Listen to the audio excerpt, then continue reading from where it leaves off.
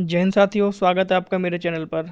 मैं हूं सम्राट और आप पढ़ रहे हैं मेरे साथ भारतीय संविधान और राजव्यवस्था की सीरीज को आगे बढ़ाते हुए एक बार फिर से मैं हाजिर हूं आपके सामने एक नए वीडियो के साथ। पिछली क्लास में हमने उपराष्ट्रपति को पढ़ा था, यानी वाइस प्रेसिडेंट को हमने कंप्लीट किया था। उससे पहले वाले वीडियो में हमने राष्ट्रपति को भी पढ़ लिया था। जैसे कि मैंने आपसे वादा किया था कि जैसे ही उपराष्ट्रपति ख़त्म होगा तो नेक्स्ट वीडियो में हम राष्ट्रपति और उपराष्ट्रपति से संबंधित महत्वपूर्ण जो है कुछ फैक्ट जो उनका डिस्कस करेंगे। तो आज इस वीडियो में मैं इन्हीं फैक्ट को लेकर आया हूँ जो एग्ज़ाम के पॉइंट ऑफ व्यू से बेहद ही इम्पोर्टेंट हैं। सबसे पहले देख लेते हैं आज हम क्या पढ़ने वाले हैं राष्ट्रपति से, यानी विशेष और उनके नाम। उसके बाद हम उपराष्ट्रपति से संबंधित कुछ महत्वपूर्ण तथ्य पढ़ेंगे और फिर हम लास्ट में राष्ट्रपति और उपराष्ट्रपति की जो है तुलनात्मक अध्ययन उनका करेंगे। ठीक है, जो भी भाई आज चैनल पर नया जुड़ा है आप चैनल को सब्सक्राइब कर लीजिए और वीडियो को शेयर भी कीजिए अपने दोस्तों के साथ। चलिए शुरू करते हैं आज का वीडियो बिना टाइम वेस्ट किए। सबसे पहले यहाँ पे देख लेते हैं राष्ट्रपति से संबंधित महत्वपूर्ण तथ्य। तो यहाँ पे विशेष क्या है, विशेष और उनके नाम। ठीक है, तो सबसे पहले जैसे लिखा हुआ है प्रथम राष्ट्रपति, जैसा कि आप सभी को पता होगा भारत के जो प्रथम राष्ट्रपति थे वो कौन थे? डॉक्टर राजेंद्र प्रसाद। डॉक्टर राजेंद्र प्रसाद।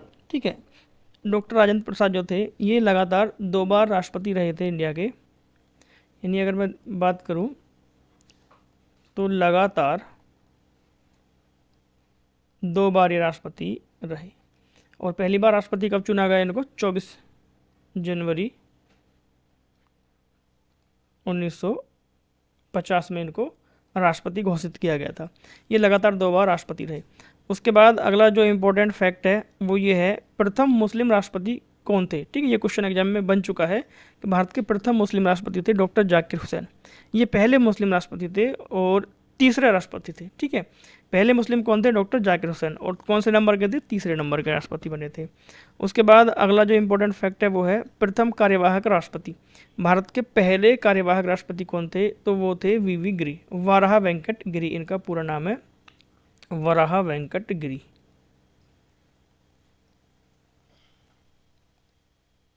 वराहा वेंकट गिरी इनका पूरा नाम था।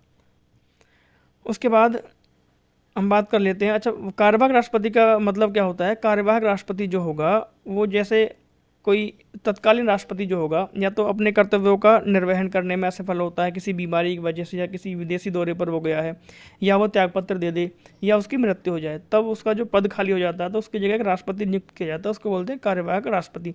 और जो कार्यवाहक राष्ट्रपति होता है तो अधिकतम कितने दिनों तक जो है ये राष्ट्रपति के पद पर रह सकता है? तो हमने इसको पिछले वीडियो में डिस्कस किया था। तो अधिकतम 6 माह तक ही कोई व्यक्ति कार्यवाहक राष्ट्रपति रह सकता है। इस अवधि के अंदर हमें नया राष्ट्रपति चुनना होता है और चुनाव कराकर राष्ट्रपति को शपथ ग्रहण कराई जाती है। तो अधिकतम 6 माह तक ही राष्ट्रपति रह सकता है। उसके बाद आगे मैं बात करता हूँ भारत की प्रथम महिला राष्ट्रपति कौन थी? भारत की प्रथम महिला राष्ट्रपति थी प्रतिभा देवी सिंह पाटिल। ठीक है, इनका नाम था प्रतिभा देवी सिंह पाटिल। ये भारत गणराज्य की पहली महिला राष्ट्रपति बनी। उसके बाद आगे बात कर लेते हैं हम भारत की प्रथम आदिवासी महिला राष्ट्रपति कौन है? प्रथम आदिवासी महिला राष्ट्रपति। ठीक है, जैसे आप सबको पता है वर्तमान में हमारे राष्ट्रपति कौन है? द्रौपदी मुर्मू। ठीक है, ये भारत की पहली आदिवासी महिला राष्ट्रपति हैं। ठीक है, द्रौपदी मुर्मू। इनसे संबंधित एक और इम्पोर्टेंट फैक्ट है, स्वतंत्र भारत में जन्मे राष्ट्रपति, यानी स्वतंत्र भारत में जन्म लेने वाले भारत के पहले राष्ट्रपति कौन है? तो स्वतंत्र भारत में जन्मी जो राष्ट्रपति है वो भी द्रौपदी मुर्मू है। ठीक है, इनका जन्म 20 जून 1958 को हुआ था। कहाँ हुआ था? मध्य प्रदेश का एक गांव पड़ता है, आदिवासी गांव ऊपरबाड़ा। ठीक है, ऊपरबाड़ा गांव में इनका जो है जन्म हुआ था 1958 में। तो स्वतंत्र भारत की पहली राष्ट्रपति है ये द्रौपदी मुर्मू। आगे हम बात कर लेते हैं अगला जो इम्पोर्टेंट फैक्ट है, एकमात्र न्यायाधीश जो कार्यवाहक राष्ट्रपति बने, यानी भारत के सर्वोच्च न्यायालय के कौन से न्यायाधीश थे जिन्होंने राष्ट्रपति के पद पर भी कार्य किया? तो उनका नाम है मोहम्मद हिदायतुल्लाह। मोहम्मद हिदायतुल्लाह। ठीक है, एकमात्र ऐसे राष्ट्रपति थे जो सर्वोच्च न्यायालय के मुख्य न्यायाधीश भी थे।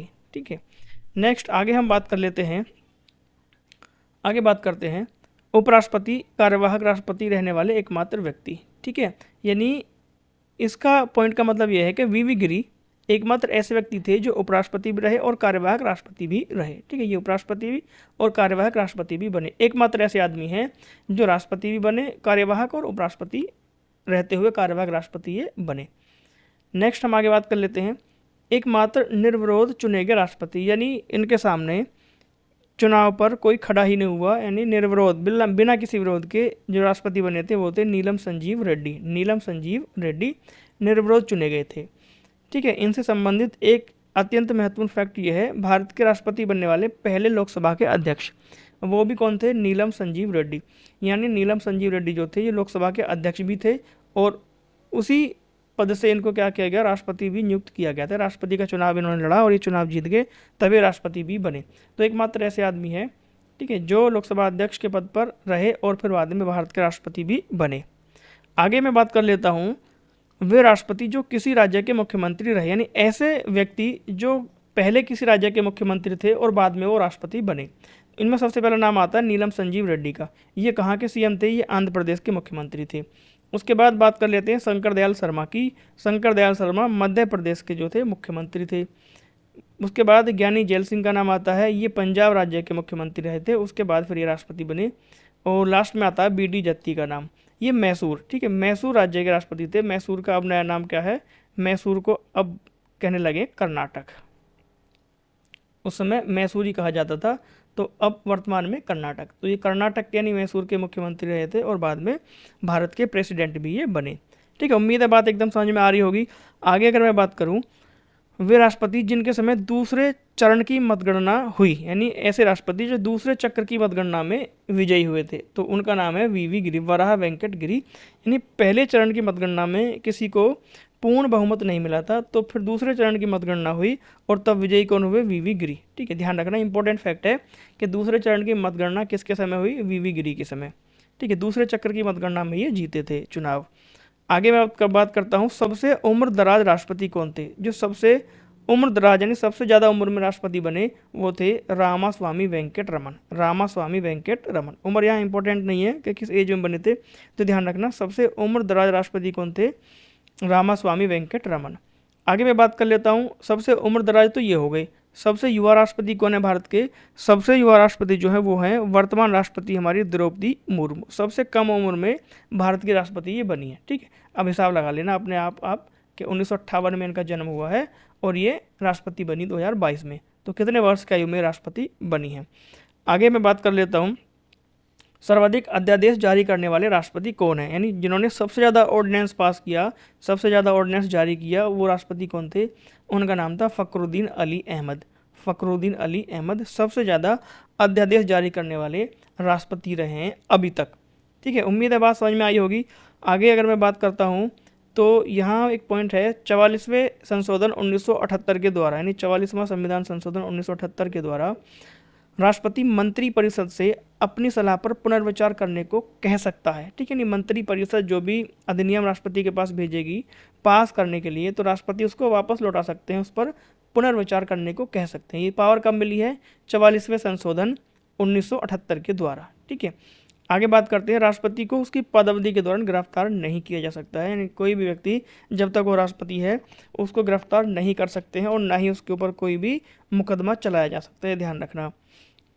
आगे मैं बात कर लेता हूँ भारत के 11वें राष्ट्रपति जो थे एपीजे अब्दुल कलाम, इनको मिसाइल मैन भी कहा जाता है। ठीक है, एपीजे अब्दुल कलाम को मिसाइल मैन भी कहते हैं। ये भी क्वेश्चन एग्जाम में बन चुका है, किस राष्ट्रपति को मिसाइल मैन कहा जाता है? तो एपीजे अब्दुल कलाम आज़ाद को मिसाइल मैन की संज्ञा दी जाती है।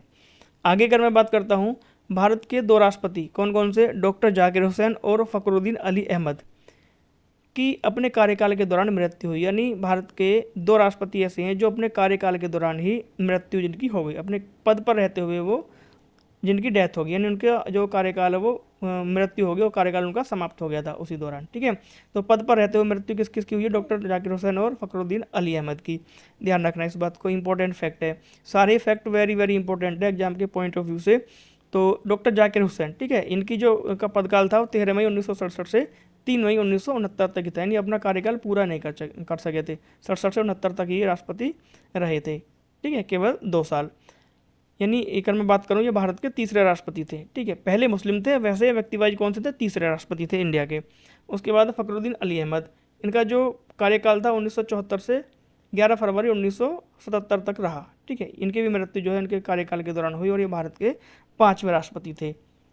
ठीक है, उम्मीद करता हूँ बात आपकी समझ में अच्छे से आ रही है। आगे बात कर लेते हैं हम उपराष्ट्रपति से संबंधित महत्वपूर्ण तथ्य। राष्ट्रपति वाले हमने कंप्लीट कर लिए हैं, अब बात आती है उपराष्ट्रपति की। ठीक है, उपराष्ट्रपति से संबंधित कुछ इंपॉर्टेंट फैक्ट हैं जो अक्सर एग्जाम में पूछे जाते हैं। तो सबसे पहले अगर मैं बात करता हूँ, भारत के वर्तमान उपराष्ट्रपति कौन है? जगदीप धनखड़, यानी भारत के वर्तमान उपराष्ट्रपति जगदीप धनखड़ 16वें उपराष्ट्रपति हैं। ठीक है, ये भारत के 16वें उपराष्ट्रपति हैं, लेकिन व्यक्ति क्रम में वे भारत के 14वें राष्ट्रपति हैं। ठीक है, व्यक्ति वाइज ये 14वें राष्ट्रपति हैं, इस बात को ध्यान रखना, और उपराष्ट्रपतियों के क्रम में 16वें हैं। ठीक है, व्यक्ति वाइज भारत के 14वें उपराष्ट्रपति, क्योंकि डॉक्टर सर्वपल्ली राधाकृष्णन और हामिद अंसारी 2 कार्यकाल के लिए नियुक्त किए गए थे, यानी ये 2 व्यक्ति ऐसे हैं, डॉक्टर सर्वपल्ली राधाकृष्णन और हामिद अंसारी, ये दोनों ही 2 बार उपराष्ट्रपति के पद पर रह चुके हैं। ठीक है, आगे मैं बात करूं, कृष्णकांत एकमात्र ऐसे उपराष्ट्रपति हैं जिनकी मृत्यु पद अवधि के दौरान हो गई थी। ठीक है, कृष्णकांत जो है एकमात्र ऐसे भारत के उपराष्ट्रपति हैं जिनकी मृत्यु उनके कार्यकाल के दौरान ही हो गई थी। ध्यान रखना, राष्ट्रपति 2 हैं जिनकी मृत्यु कार्यकाल के दौरान हुई और उपराष्ट्रपति 1 है।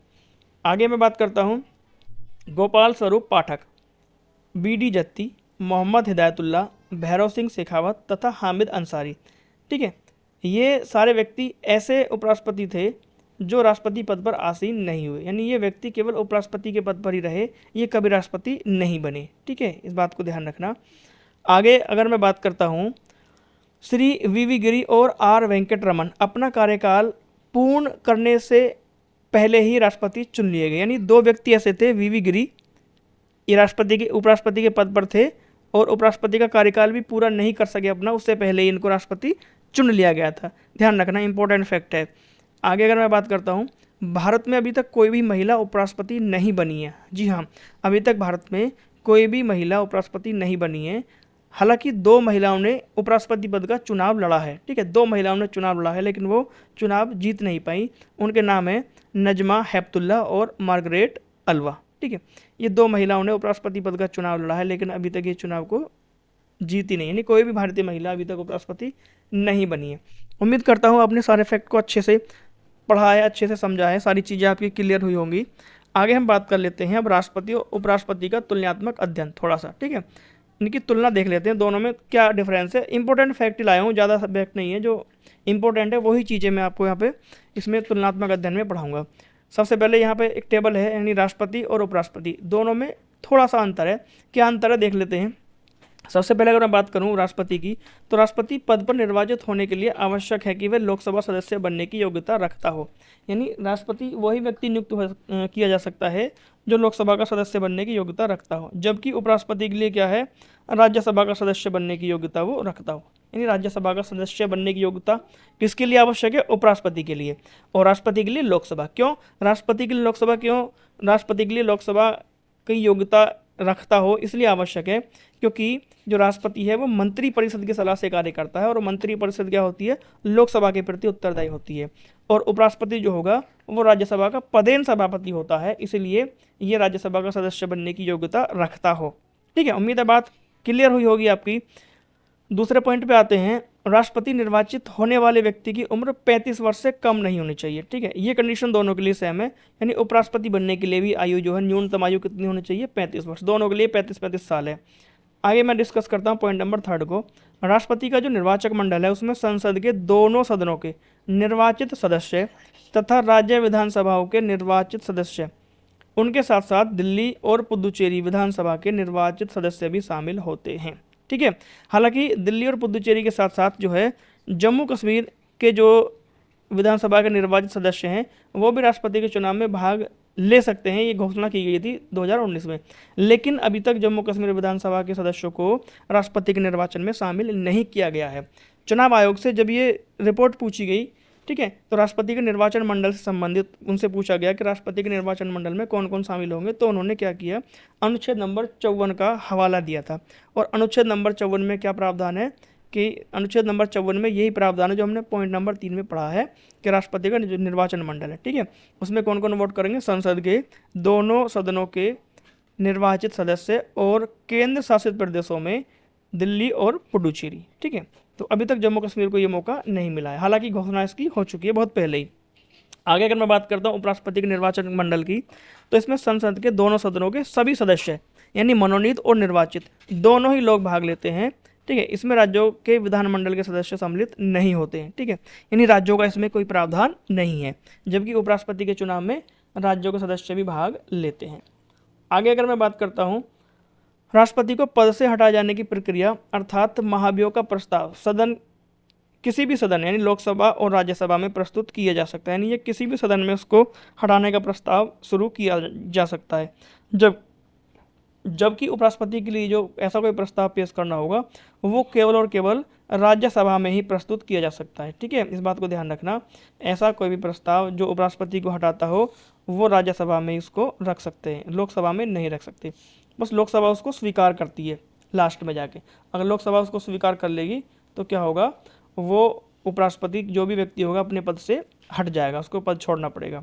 ठीक है, उम्मीद है बात आपकी समझ में अच्छे से आई होगी। सारी चीज़ों को हमने क्लियरली डिस्कस कर लिया है, राष्ट्रपति और उपराष्ट्रपति दोनों को अच्छे से पढ़ा है, इंपॉर्टेंट फैक्ट हमने पढ़ लिए हैं, इंपॉर्टेंट आर्टिकल हमने पढ़ लिए हैं। ठीक है, तो अब नेक्स्ट वीडियो में जो हम पढ़ने वाले हैं वो संघीय मंत्री परिषद को हम डिस्कस करेंगे। ठीक है, यानी मंत्रियों की अहर्ताएँ क्या होती है, मंत्रियों को कैसे नियुक्त किया जाता है। तब तक आप बने रहिए मेरे साथ और मिलते हैं हम नेक्स्ट वीडियो में। तब तक आप ये वीडियो को एंजॉय करिए। और एक बार साथियों में फिर आपसे कहना चाहूँगा, सब्सक्राइबर नहीं बढ़ रहे हैं, आप प्लीज़ चैनल को सब्सक्राइब करिए और वीडियो को ज़्यादा से ज़्यादा शेयर भी करिए ताकि ये अन्य लोगों तक, अन्य दोस्तों तक आपके पहुँच सके। ठीक है, तब मिलते हैं नेक्स्ट वीडियो में, तब तक के लिए धन्यवाद, शुभ दिन आपका।